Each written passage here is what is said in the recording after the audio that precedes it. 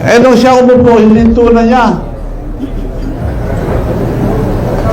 Kung may delikadesa siya, oy, may diferensya to. Pag nalakaw to, hintuan natin to. Dapat gano'n. Tinuloy-tuloy niya eh. 3 taon na, sakala niya papansinin. Anong kwentang presidente yan? Di niya alam. Hindi dapat maging presidente kung di niya alam nangyayari sa buong gobyerno. Investigasyon sa Senado, wala nangyayari. Paikot-ikot lang tayo.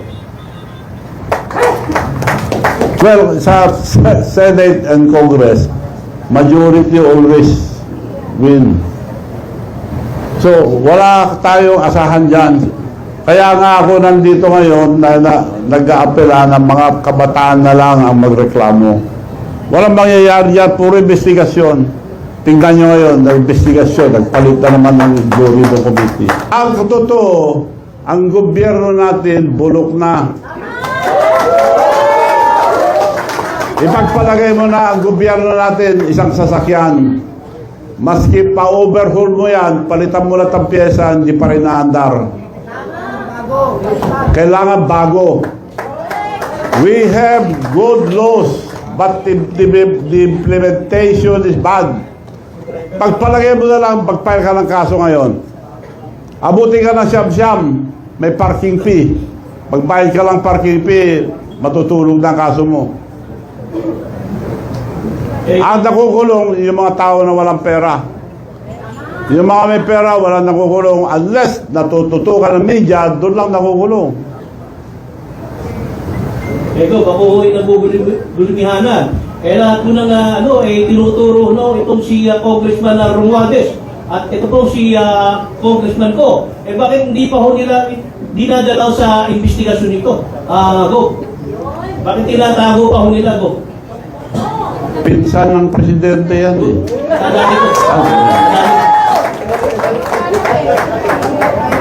Ang alam ko, si Saldico, lumipad na. Nauna na. Hindi mo na makita yun. Salamat po, Go.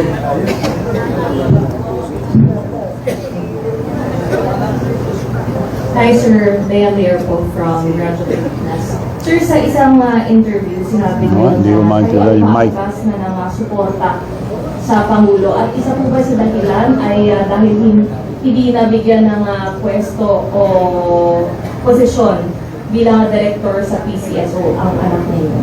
Sino? Ang dahilan ba po ba't hindi nyo sinusuportan si BBM because hindi binigyan ng pwesto yung anak niya sa PCSO? Mabuti, tinanong mo yan. Nung magkatapos ang eleksyon, ikwento ko na lang paano naging presidente itong BBM. Tinawag ako ni Senator Amy Marcos. Manong Chavit, can you help us for the re-election of Bongbong? Dahil dinaya lang, sabi niya. Yes, tawagin mo muna ang leader sa North. Meron akong i-explain sa inyo kako. I will call them, but I will use your name because you're the president of the Mayor's League. Tinawag nila sa bahay nila, dumating mga congressman, governors, mayors. Sabi ni Senator Amy, thank you for coming so we can start the early campaign of Bongbong for Vice President. Then dinaya siya, sabi niya. But Manong Chavit is a plan. Manong, can you please tell us your plan? Okay ako. Alam natin lahat, napakalakas ni Sara ngayon, walang kalaban. Now, gusto mo Vice President, mag-campaign na tayo maaga. Mag-file ka ng Vice President, marami kang mga kalaban yan. Kung si Sara, kung sa Presidente, wala ka rin laban at the time. So, ang suggestion ko, mag-file muna tayo for President para pag nag-file si Sara, you slide down for Vice President, protected ka na, and I deliver it to talk to Mayor Inday Sara na ikaw ang Vice President, protected ka na. Palakpakan lahat sila. Thank you, Manong, sabi yung ni BBM. Okay, COVID pa, bawal pa lumabas. nakahingi ako ng permit. Meeting, konti lang ang pwede. Hindi pwede malaking meeting. Ang ginawa ko, being the president of the Mayor's League, regional. Kaya humingi ako muna ang pamanhin at patawad sa mga mayors na kinausap ko na nakumbinsi. Dahil parang nabudol tayo. Alam mo, sabi ni BBM, Manong, ang swerte ko, ikaw ang presidente ng Mayor's League. Nung tumakbo ko noon, malaman lang ako isang mayor. Ngayon, puro mayors ang minimit natin. Region by region, region by region, region by region. Pinasyalan namin lahat ng region. Wala siyang gastos.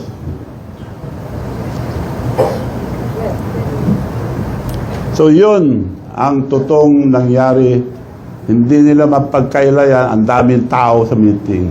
So sir, may tampo po kayo kay Pangulo? Ano no? May tampo po daw kayo kay BBM. Ang ayaw ko lang na ginawa niya, alam nyo, hindi ko inintindi mga insultong ginawa sa akin. Nagpunta kami sa Japan, bagong labas lang. Sa presidential table, binention niya lahat. Si Sandro, Dad, Manong Chavit is here. Ginanon niya, oh. Hindi niya ako pinansin.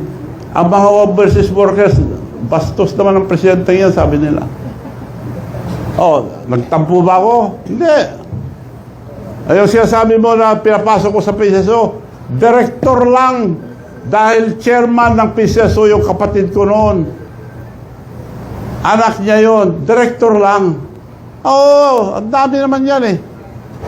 Sabi naman ni Special Assistant to the President, Nagdameo, sigurado na yan, Manong. Sinabi na ni Presidente, sigurado na yan. Isa-isa may na-appoint na director, umiiyak yung bata. Sigurado na yan, pag nakita, puro sigurado. Tapos, di na sumasagot, yung sekretary niya. Nagkita kami, yung sekretary niya, tinakpan na yung mata. Wala naman tinupad. Nagalit ba ako? Hindi. Direktor lang. Ang laki na itulong ko sa kanya, hindi siya presidente, kundi dahil sa akin.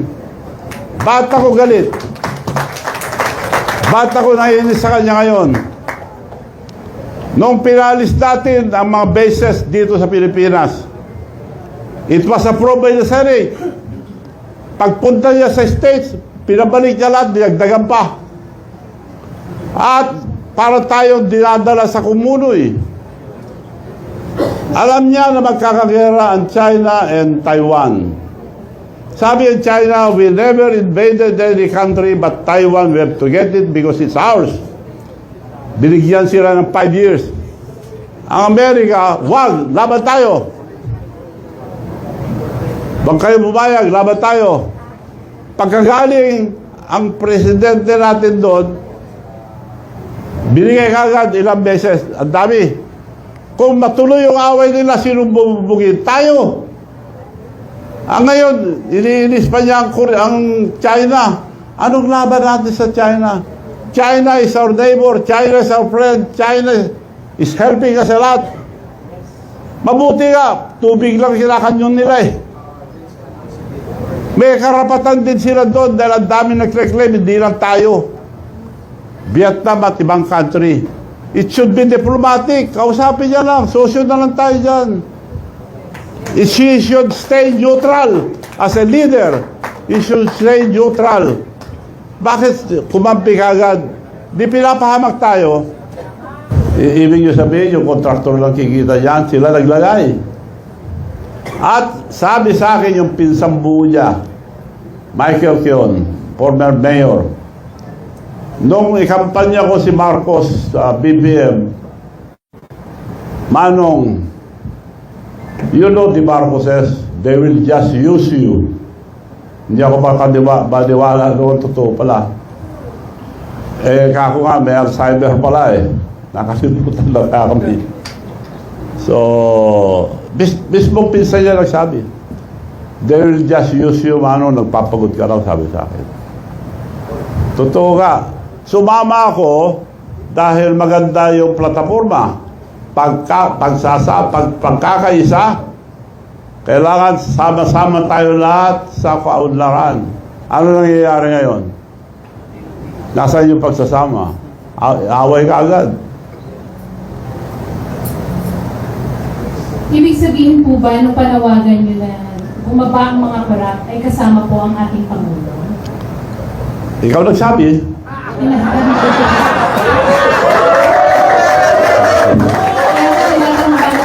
Kung ibig sabihin po ba kasama ang ating Pangulo sa panawagan nyo? Katulad po ng sinabi ko kanina. Sinabi mo na eh. Investigasyon sa Senado, walang nangyayari. Paikot-ikot lang tayo. Yun lang po. Maraming salamat and I'd like to entertain any question. Well, sa Senate and Congress, majority always win. So, wala tayong asahan dyan. Kaya nga ako nandito ngayon na nag-aapela ng mga kabataan na lang ang magreklamo. Walang mangyayari dyan, puro investigasyon. Tingnan nyo ngayon, nag-investigasyon, nagpalit na naman ng Florida Committee. Last question, Rob, may magbabago ba sa Kongreso ngayon, sa Kamara? May magbabago pa ba? Matitigil na po ba yung talaga na May magbabago pa ba daw sa Congress? 100 billions Iba na yung of speaker. corruption sa flood control projects? Sa pamumuno ni Boji, Congressman Boji, Hindi pa na-approve ang budget. Tanggalin nila lahat ang multo ron. Dahil karamihan nakalagay sa budget, ghost project, tapos na. Kung hindi nila tatanggalin yung multo ron, nandun pa rin. Okay, thank you, Bob. Bob, you seem to be unsatisfied with the situation.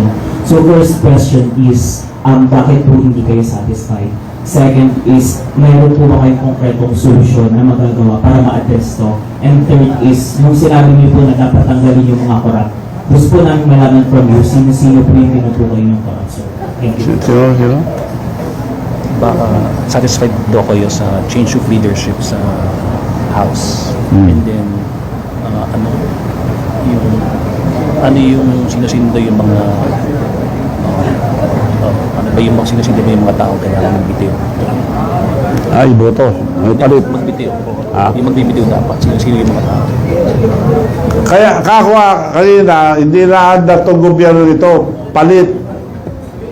Mananawagan ako sa mga military, religious organization, mga negosyante, sila magbuo ang bagong gobyerno. Mga matitino muna, including religious organization, sa military and police, sila mamuno muna. Alis muna lahat ng politician.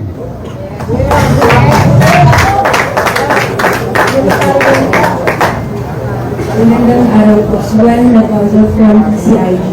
Sir, ang panawagan po na bumaba sa pwesto kapag nahanap na may corruption yung politiko, mag-a-apply din po ba po dun sa mga politiko na may connect sa mga kontrabista o yung may mga pawang lang po ng kaso ng corruption? You maintindihan? Dapat ba raw magbitiw yung mga politiko na may connection sa contractor o yung mga corrupt lang na politicians? Kung may delikadesa sila, hindi na mag-resign. Pero wala akong nakikita sa Pilipinas. So the only way we have to change our government. Mag-usap-usap ang military, police, mga religious organizations, mga kabataan, and mga technocrat natin maraming magagaling. Kaya nagkakaroon tayo ng brain drain eh, di ba? Hindi pinapansin, mga kurap ang nailalagay, yung mga madudunong nasa ibang bansa na. Sir, magandang araw po ulit. Follow up lang po dun sa tanong ko kanina. So, nabanggit ko naman po na handa po kayong ipa-check po yung mga projects nyo. No? Ngayon po, mayroon din po kaming response from COMELEC Chair Garcia po tungkol nga po dito. Aware naman po tayo na bawal po maging contractor ang mga nakaupong government officials dahil daw po may conflict of interest. So sabi po ni Chair Garcia, pwede po ma-anti-graft and corrupt practices kasi pinagabawal nga po iyon. Magkakaroon ng interest lalo pa at may mga aring mabangga na interes ng publiko sa pamahalaan. So, ready po kayo na harapin po yung mga inspection sa project, pero ano po ang response nyo patungkol po dito if ever man po na may umarangkadang ganitong issue? Tungkol sa mga construction? Kasi daw bawal ang isang politiko na meron. Oo, ang marami na-appoint na nagbibitaw muna mga ari-ari, mga pwesto. So, ganun lang yun.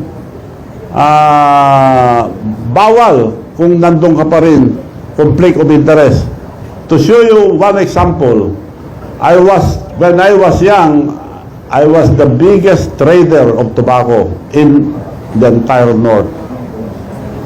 Nung na-elect akong governor, binitawan ko ang magandang negosyo dahil doon ako kumita ng gusto.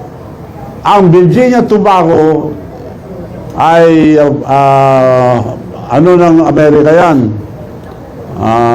sarili nila, walang iba. Inisbagin lang ni Harris-Toniel yung buto ng Virginia Tobacco. That's the main ingredient of cigarette. So ako pinakamalaki trader nung na-elect akong governor, nagbitaw ako dahil di ko na pwede tawaran yung farmer. Kailangan patasin ko ng presyo para makinabang ang farmer. Yun ang delikadesa. Pero about po sir ngayon na may mga relatives pa rin po kayo na nakaupo, then may mga projects pa rin po hawak yung contracting firm nyo. Ano pang... Totoo yun. Kung tingnan mo yung opisyal ng satrap, wala na akong pangalan doon. Dahil nag-divest ako. Ngayon pwede na akong bumalik, wala akong pwesto eh. Negosyo namin yan, tatay ko pa, negosyo na yan. Anong pamimigay ko sa tao? Ako po, Ilocano ng Dikuripot, namimigay ako ng pera. Anong ibibigay ko kung di ako maghanap buhay? Hindi naman ako nagnanakaw. Okay. So, sinusunod ko lang yung batas. Divest ka, di nag-divest ako. Pero sir, may mga relatives pa rin po kayo nakaupo. So, medyo conflict of interest pa rin. Conflict of interest ko, pero sarili sila. Ganun din. Kung may sarili silang construction. Sige po, thank you. Hello, good afternoon. Bob, Dr. po, DCRH. Sa tingin niyo po ba, walang alam ang Pangulo dito sa mga nangyayari sa Kongreso bilang mga budget insertion? Sa tingin niyo po ba ay bulag siya dito o wala siyang nakikita at nakalusot itong mga ganitong problema ng 2025 budget? Si BBM. Kung di niya alam, wala siyang kwentang presidente. Hindi niya alam. Anong klaseng presidente ang hindi niya alam? Siya unang tumitingin. Siya nagmamando sa Senate. Siya nagmamando sa Congress. Okay, kasi Governor, yung problema kasi nakapokus talaga sa corruption 2022 until present.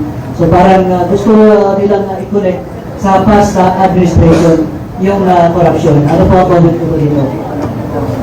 Ano po nag-comment nyo na nagsimula itong corruption sa flood control noong panahon pa ni Duterte? Lahat ng administrasyon may korupsyon eh. Bakit niya tinuloy? Bakit nila tinuloy? Kung totoo yung sinasabi niya, binibitakan niya yung mga past administration. Nung siya umupo, hininto na niya. Kung delikadesa siya, Oy, may diferensya to. Pag nanakaw to, hintuan natin to. Dapat ganon. Tinuloy-tuloy niya eh. 3 taon na, sakala niya papansinin. Anong kwentang presidente yan? Di niya alam. Hindi dapat maging presidente kung di niya alam nangyayari sa buong gobyerno.